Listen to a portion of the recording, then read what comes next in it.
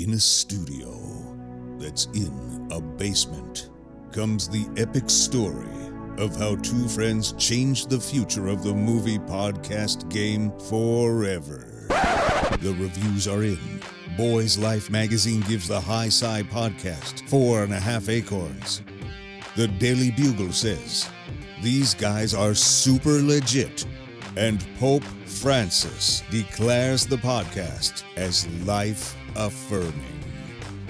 From the kid who tried to get smart with David Spade and got fucking old. You're still out. You're still bad. And the guy who can name all four Baldwin brothers. Alec, William, Daniel, and the baby boy, Stephen. Live from the studio of his parents' basement. The Have You Seen It podcast. Hello and welcome back to the Have You Seen It podcast. My name is Mason Knight. Sitting across from me is the one and only Cash Kraus. But before we begin, if you guys could please be sure to smash that like button, comment below, subscribe to the channel, and hit that bell notification as we drop videos here every single day. So with that said, Cash, what are we reviewing this fine day? Oh, a good one. Another good one. We're on a hot streak right now. Yes, we are. We are doing Fear Street Part Dos 1978. Yes. We did Fear Street 1994. We did. Last week. Yep. I loved it. Mm-hmm. I thought it was phenomenal. I was middle of the road. I would give it like a B- if I had to grade it. Yeah. I didn't. Which is I not did middle not of the road. like it. B- is good. Yeah, it's good. It's like Above low 80s. average. I guess so. Yeah. You have 100? All right, C+. There we go. C+. Well, now you're a prick. There we go. I dropped it just because I had to back up my it's not previous right. statement. It's not right. It's not right. But this one, I fucking Oh my God, loved me too. this one. Yeah. I This love one the was first awesome. one. Really fucking love Yeah. this one. I like this one even more. It was like a crazy cool homage to slasher films. Yes. And slasher films, not my favorite type of horror film, you know. They're usually not that scary to me. Depending. Yeah, exactly. There's some classics, of course, but there's some shit too. But this one, man, it was like an homage, but it also did something different. It explained why these things are happening. Yes. So much better. Yeah, exactly. Which actually made, and I think that's why I go from like a C+ to a B-, is because it explains so much in 1994 that I appreciated that film better because of this one. And this is what this film is doing. So interesting. It's Star Warsing it. Started at the end. It is. Well, I always thought after seeing Star Wars, I thought, man, more films are going to do that. Yeah. Not a single film ever And did who that. would have thought it was going to be Fear Street to do that, Brought to it take back that model. on a smaller scale, only 3 films, but it's the same type of thing, man. They is. started at the end, and now they're working their way all the way back to see the creation of Darth Vader, which is the witch, Right. Whatever her name is, I can't remember her name. The witch. She's a badass witch, She's a though, man. badass broad. But yeah, and the brutality in these fucking are more brutal than what you would see in the 70s and 80s. Yes. They're getting away with a lot more. I can't believe this blew my mind. I really, this is actually going to hit my top 10. I have a feeling we're only about halfway through the year, but this one in specific could very well hit my top 10. It's amazing. 1978 was awesome. It's fucking awesome. 1666 could be amazing though too. I love that era. That era is horrifying. That. Yeah. That just dropped today. I know this will release Monday, but I'm going to watch it tonight. How this one ends really made me want to jump right back into it and which is Sarah Fear is her name, by the way, the witch. Fear Street. Yes, she's named after Sarah Fear, but spelled differently. F-I-E-R. You're right. Because there's probably not an actual Fear Street, right? That'd be a weird thing to name a street After a witch. Well, F-E-R. It says, who'd want to live on Fear Street? Especially in a town that's like the murder capital of the world. No one's going to buy a house on Fear Street. But yeah, I love how they break down the story. But let's get back into those fucking murders, dude. Yes. I'm so used to in slashers, the axe coming down and then cut away. Yeah. And then maybe showing him pull it out. This one is showing contact. It's Okay, showing a lot of it. Let's talk about the first murder, because that really set the tone for the whole film, and I fucking loved it from a guy who loves horror, and I like good slashers. Not all slashers, but I do like the genre. But oh my God, was I satisfied in that first murder with the blonde-haired boyfriend. Right, When they're down there and he turns. Oh, I totally forgot, He smashes this man's face in with an axe, and they showed the whole thing. Not even that, but not afraid to kill kids. Little kids. Right. Are getting hacked left pieces. and right in this fucking thing. And I loved it because, again, they're going backwards, and they teased it a little bit in 1994 of what happened here. But, they did not do the justice of the body count. They were very vague in 94. Oh, my God. Why were they more descriptive? Why didn't they say 80 people dead? Yeah. This would have been world news. And something fascinating, too, is all of the kids from Shadyville, I should say. Yes. Were Shadyville massacred. because all those people are shady. Yeah, as hell, yeah. But all of them were massacred in 1978. You see this growing trend throughout the centuries. At some point, when do adults start believing in this curse?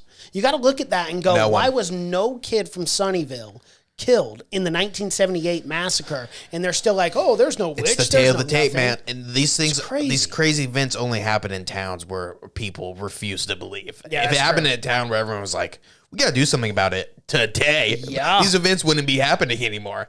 But it's always in a town that denies it, like Elm Street. There's no frickin' Or Derry. This is Freddy Krueger 8. Okay, this guy's around now. We got to acknowledge it at some point. Yeah, or Derry, where it's like, They we just got shit going on every day. We got killer dogs killing people. We got clowns. Yep. We got to acknowledge this shit, people.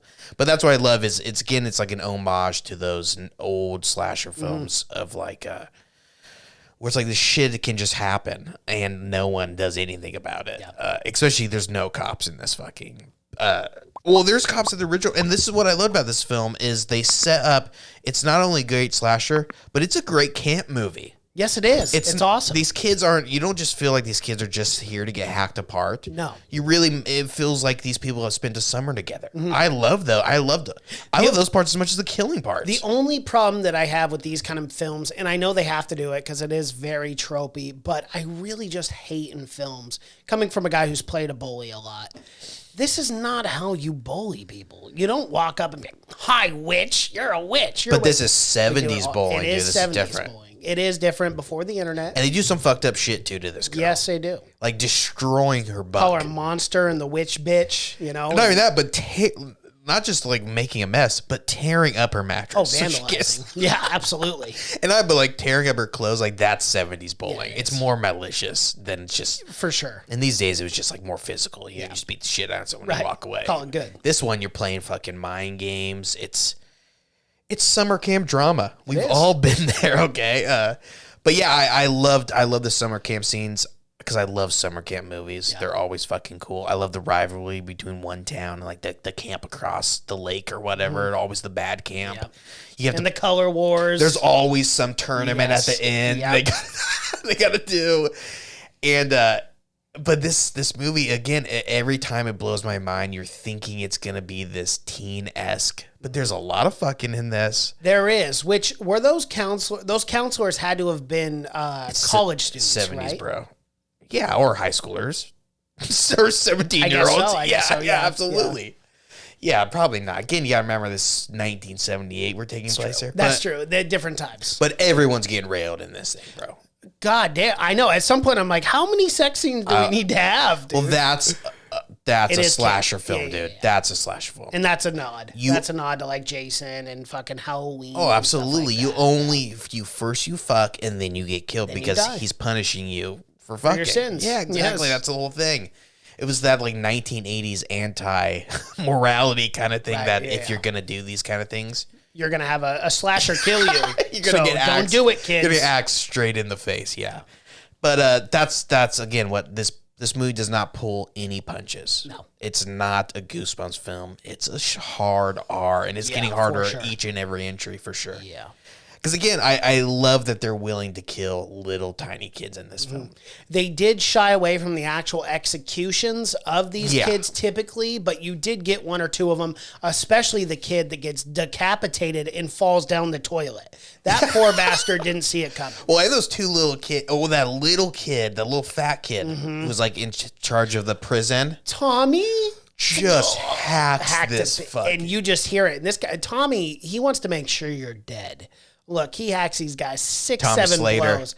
Bro, you hit someone one time with an axe in the skull, they're dead.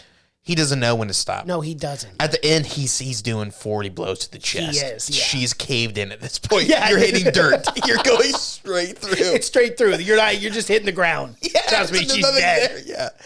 But man. I love that. We can talk about that. It's a great Jason-esque villain, Tommy Slater, and it's a great story though. That's what mostly the bad thing about slashers. Great kills and everything, but the story usually fucking sucks. Jason was good because it had an interesting story, Friday the 13th.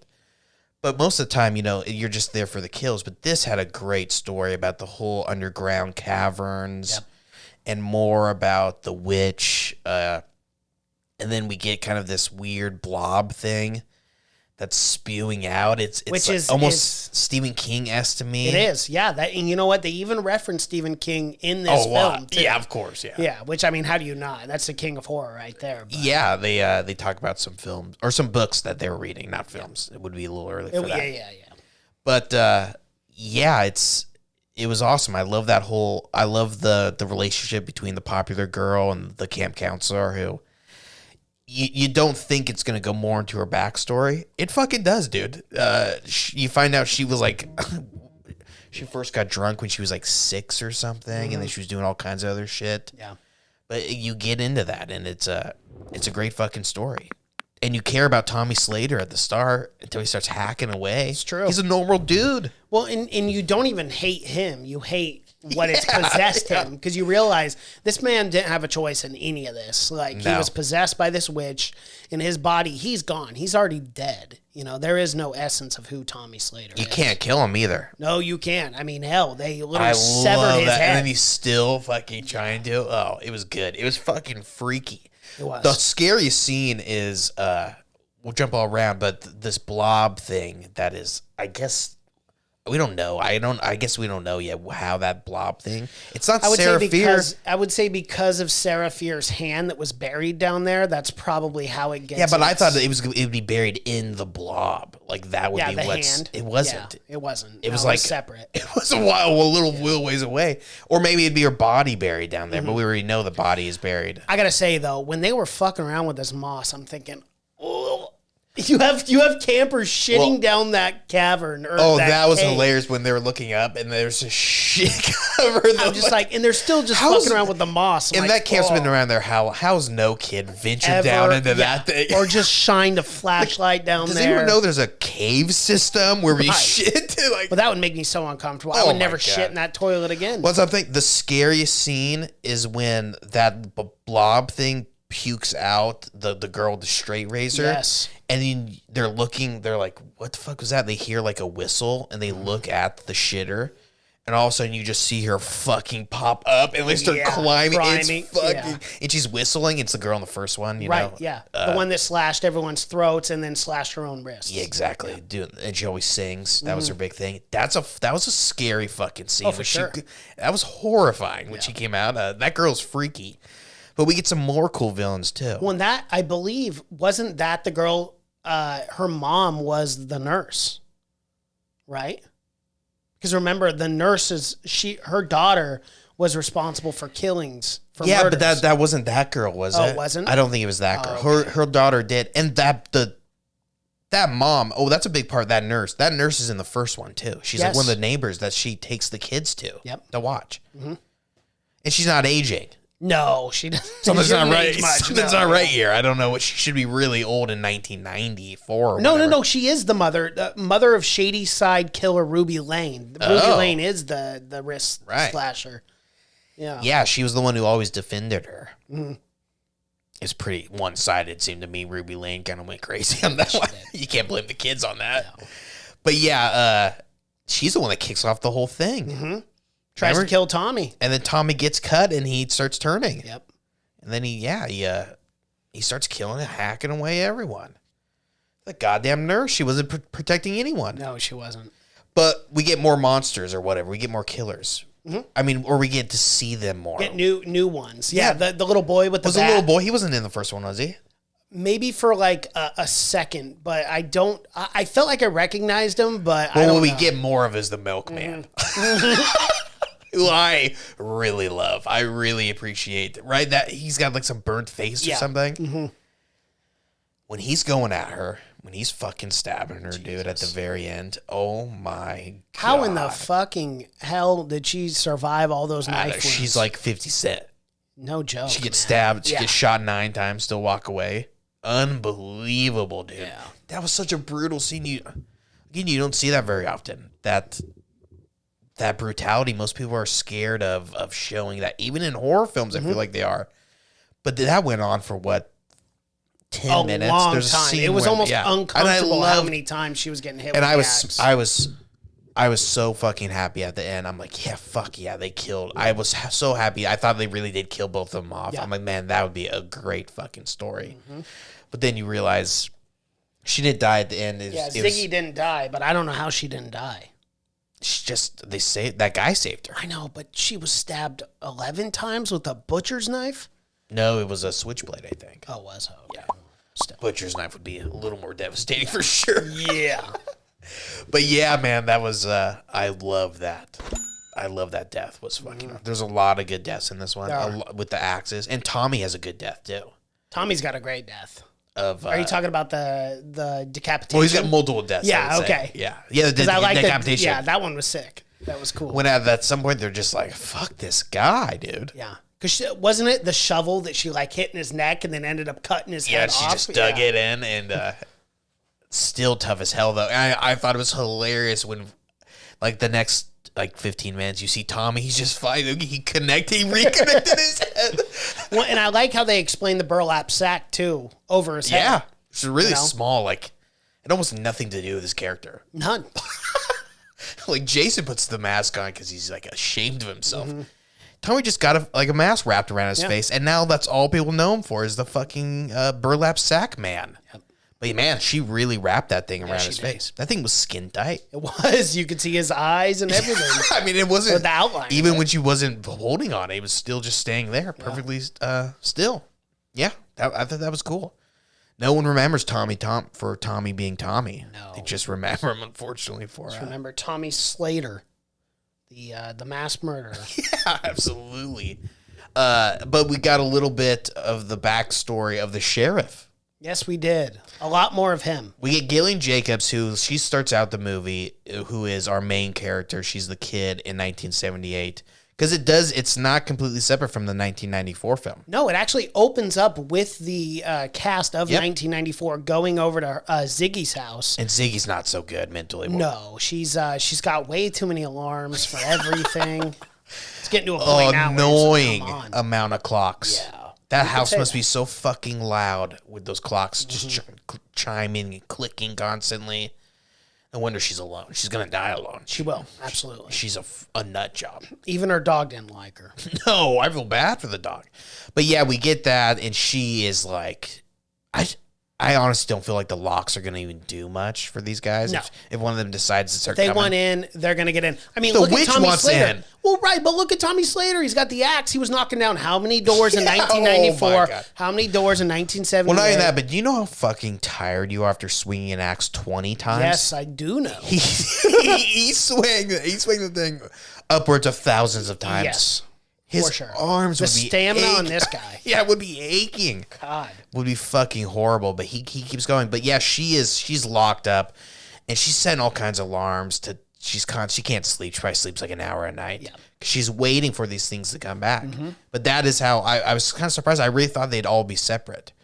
But the underlining story always comes back to 1994 of them trying to figure out how to beat this witch. Yeah. Ends up having to do with the hand. We kind of figured out in the first. Yep. So they got to try to connect the hand, bury the body again. But, for whatever reason, no one learns in this film that if you are bleeding, do not touch The hand. the hand. Just don't do it. It's not that hard.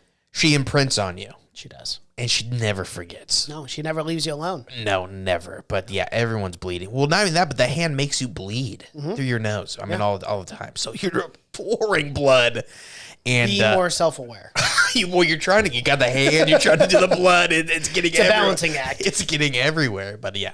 And another thing is they buried the hand a long distance away from the body. They did not want those things reconnecting. No, absolutely not. But you do want them reconnecting. I think we don't. And do we know why she cut the hand off? Still, The witch? Yeah. Yeah, she cut the hand off because she made a deal with the devil on Satan's stone that for immortality and to be able, but she was like the devil's right hand. Yes, right. And she's like, literally. I gotta take this hand off. Yeah. So she cut her hand off, buried it on Satan's stone, and then she was later executed, hung at the Willow's tree or whatever it's called. That's inside the mall. It is. It's just hilarious. It is funny. It just adds to how creepy that fucking town is and how they kind of just paved over the history of that town. They put a hanging tree in the middle of their. How fucked up would that be? Pretty fucked up. But I mean, at the same time, it's history. we hung a witch on this tree. Yeah, we have to. We fucking kill. That's been haunting them ever fucking since. If it were me, I would cut that bitch down right away. 20 years would have to pass from like 1666, and I'd be like, oh, fuck. We got to get the hand back. We can't let people forget about this shit. No. We made a huge mistake by separating the two. But they lived for like 200 years, 400 years almost, without that goddamn hand connected. People forgot about it. The dumb bastards. No wonder there's Shadyville. Shadyville, are they the good ones or the bad ones? Shadyville are the good ones. Sunnyvale are the assholes. Sunnyvale. No wonder, though, dude. You don't want that shit leaking into your town. Absolutely not. You don't. You want to keep... I would be building the wall. Finally separating the two and making sure that shit's not getting to Sunnyvale. I also liked the side stories in this film as far as like Ziggy and her dealing with the camp and then her kind of relationship with Nick Good, the police officer, or I believe his name's Nick Good. Nick Good, the police officer. I kind of like that developing. But at the same time, her older sister and her friend dealing with their relationship. Well, and Tommy for the time that he was there. But dealing with kind of their other adventure in the caves too, and trying to figure out what was going on. The Ziggy part's really good because you really think she's going to be the next killer, right? She's real dark. Everyone fucking hates her. You're thinking everyone calls her a witch already. A monster too. So everyone is, even the sister is like, geez, she may be the next school shooter. And she's like kind of worried about it. Yeah.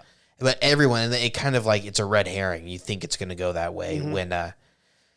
Really, it's just random ass Tommy who ends up being the most athletic kid in the fucking camp. And the most goody two shoes, too. Oh, my God. Yeah, but they go at it in the outhouse, which is just the most romantic place you could fuck. For sure, I guess. Right next to the shitter. Why not? You got a shit? Before or after? Just let me know. Do it during. During. 2 stones, my friend. Wow. 2 stones. Wow. Yeah. You could switch off, too. Yeah. Oh, you need to shit now? Yeah, okay. Shit in the cavern hole or whatever we caved over, yeah. Oh, my God. Huge tunnel system running around Shadyville. But should we talk about the soundtrack? Yeah, okay, let's talk about this because, man, was this on fire. And I'm thinking, I'm like, man, how are they getting this? And then I just stupidly realized, like, oh, this is Netflix. It is. They have all the money. They get what they want. They have, I mean, they spent, what, $500 million to get the Irishman or whatever? It was a crazy price tag. They can move fucking mountains, and they get every song they want. Yep. You cannot doubt the power of Netflix. No, you cannot. Even for these films you would think they wouldn't even care about. No, they're making you care. Yes, they are. And they are fucking spending a lot of fucking money to get these songs. But yeah. The Man Who Sold the World, Nirvana, and David Bowie. We got 2 renditions of that song. That was fun. Yeah. Got a lot of Kansas. Fucking Foghat, which fucking rocks. Was so pretty awesome. fun. We got, of course, ding, ding, ding, Blue Oyster. Oh, yes. Don't fear that. I need more of that cowbell, baby. Oh, yeah, of course. And then Cherry Bomb. Cherry Bomb. Which I said it before, but as soon as you see one of the main girls in this, you're thinking, oh, Runaways. There's going to be a Runaway song in this for sure. It's the bob cut. I don't know what haircut that's called. I think it's called a bob. But, yeah, it fucking rocked. We love the soundtrack from the 90s. I'm really interested to see what the 1666 It's going to be like Black Sabbath. Oh, that would be. It would be. Well, everyone, though, has been from the period, so I'm thinking more like Loot. Yeah, I'm hoping like ding, it's ding, ding, ding. Sabbath, Bloody Sabbath, or something like that. Like It's not just gonna real, be. like fucking metal. It's going to be like The Witch, Yeah, probably. which is just like strings. We shall see. String quartet. I doubt I they're going to almost play. want to look it up right now. doubt they're going to play Black Sabbath, dude. He wasn't there. Well, of course he wasn't. They only played music from the period, though. It's got to be released. Let's see. Oh, yeah. Men's Health, for some reason, is like the go-to for releasing the soundtracks. But I would have to guess, yeah. Oh, yeah, they don't have it here. See? That makes me think that there's not going to be one, because it's already out. I don't believe they're going to be doing some heavy metal music. I know. Cool. I wish they would, though. That'd be sick. But no, I'm not really seeing anything here. I mean, it looks like it was a score made by Marco Beltrami and Anna Dubrich. Oh yeah, I think so, I think the 1666 is going to be the darkest one for sure. I mean, there's not going to be. Oh, absolutely. I don't feel like we're going to see very much comedy in that one at all. But how crazy is it? How music. Crazy is it that the director directed all 3 of these films? Really? Yeah. Wow. Okay. Yeah, isn't that wild? That is wild. So, I mean, you're probably sticking with your crew. You're probably going from crew to crew, but your new cast for each and every one. Mm-hmm. You pretty much have to restart every time. How long did it take to film these things? Ooh, man. If I had to guess, probably 6 weeks each film. Like if they did it right and they had like a big budget, so you're probably working 18 weeks, 6 months on all 3 of them. I mean, at least filming. At least. Just filming. It took Lord of the Rings. It took them 5 years to film Lord of the Rings. But Lord of the Rings is a lot more intricate than, They're both similar runtimes, though. I mean, I don't know. It had to have taken longer than a year, I feel, to film 3 films. Not very many people can film 3 films in a fucking year. There's not very... When's the last time a director did 3 films in a year? No, don't ask me that. I mean, I can't think of anything, yeah. But, yeah, it's crazy. And I think it's a girl. It's Leah Janney. Yeah. I gotta think it's a girl, right? Mm-hmm. Killing it. And writing this. Doing the screenplay. That's amazing. Yeah, I'm trying to look it up right now. See, in January 2000, it was slated to direct the second installment. A trilogy set in the time period, shot back to back. Yeah. Oh, okay. So filming in March 2019, filming had begun on the first film in Atlanta. Production also took place Harbor Creek in August 2019.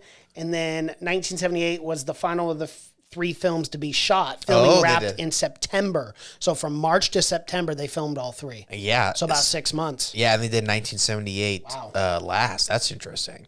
I wonder why that. I wonder why 1978 last.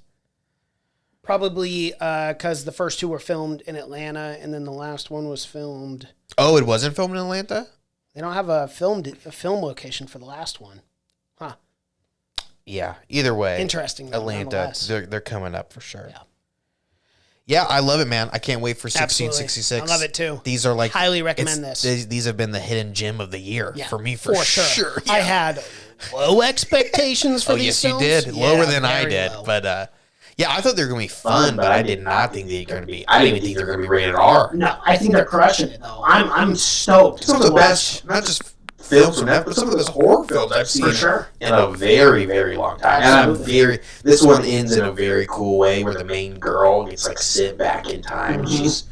She's the witch. Yeah. She's right on the cutoff. She's Sarah. So I think that's going to be fucking cool. It's going to be sick. And where they go with Gillian Jacobs and that sheriff, I'm sure is going to play a role at some point. Oh, yeah. They have a lot of the same cast in the 1666. Yeah. So, yeah, because I got a feeling it's going to be, we're going to spend like half our time in 1666 and then half the time it's going to be more split day. Because there has to be some big finale happening in 1994. Where all those fucking monsters are... Because, we're not going to see the monsters in 1666. No, because that's where it all started. Yeah, exactly. So you're going to see a lot of, like, Jamestown fucking murders and, like, crazy people burning witches. And them, I'm sure, fucking abusing Sarah Fear. There's a reason why. Unquestionably. There's a reason why this bitch turned out so crazy. Yeah, I'm sure it's going to be she was minding her own business, a little eccentric maybe. Yeah. She looks at the stars a little too long. People start questioning that kind of stuff. Are you a Satan worshiper? She talks to rabbits every once in a while. And now we're starting to get freaked out. It did not take much. No. It didn't take much for people to be accused of being a witch either. No. I mean, you literally pour flour and then do a little cooking, they're going to call you a witch if the food tastes too good. Seriously. This is not bland enough. No. You fuck. Is this rosemary? You bitch. That's wild, bro. Like, yeah. Yeah, it was good times. Some of the stories. That's why I love films set in the 1600s, 1700s. Because they're freaky. When you think about that, anyone could have killed you. Yeah. It could have been justified. They just accuse you of being a witch, and you're dead no matter what. If they would fill you with rocks, and then they throw you in a lake and be like, if she floats, she's not a witch, which means she drowned. Yeah. But if she does float, then she's a witch, and we burn her at the stake. It took very little time for someone to accuse you, and even less time for someone to find you guilty. Yeah. It's a lose-lose. All those people were innocent that they fucking executed. Bro, there's so much crazy shit. They hung animals back then for, like, crimes. Like, it's so... they were just bored, dude. Archaic. They needed internet. Yeah, they did. So imagine how many lives would have been saved with internet. I imagine most witches were just hung because of boredom. Yeah. And like, the accusations back then were fucking crazy. Well, you like cheat on your wife, and like the whole town's talking about it. Like, this guy's a fucking cheater, and you're like, yeah, I cheated, but Sarah Fear's a fucking witch. Yeah, murder. You're right, and everyone forgets about you being a dick. Yeah, that was a close one. I'm running out of women to accuse of witches. Yeah. Exactly. So I can't wait to see what they do with it. And I'm excited. Super excited. All right. Well, that is our review for Fear Street Part 2, 1978. We both highly recommend this film. Go and watch it if you've on Netflix. Yeah, it's so good. Watch the first one first. Yeah, for sure. Yeah, watch the trilogy. It's great. If you guys like what you've seen here, please be sure to smash that like button, comment below, subscribe to the channel, and hit that bell notification. So we drop videos here every single day. I'm really struggling with that today. Now it's in your head. It is in my head. Now I'm like overthinking it. Check out the website too, haveyouseenthepodcast.com, and our new Patreon account where we do have exclusive behind the scenes footage and exclusive reviews and whatnot coming up. So go and check that out. Thank you so much for watching and listening. My name is Mason Knight. That is Cash Krause. Until next time. Bye.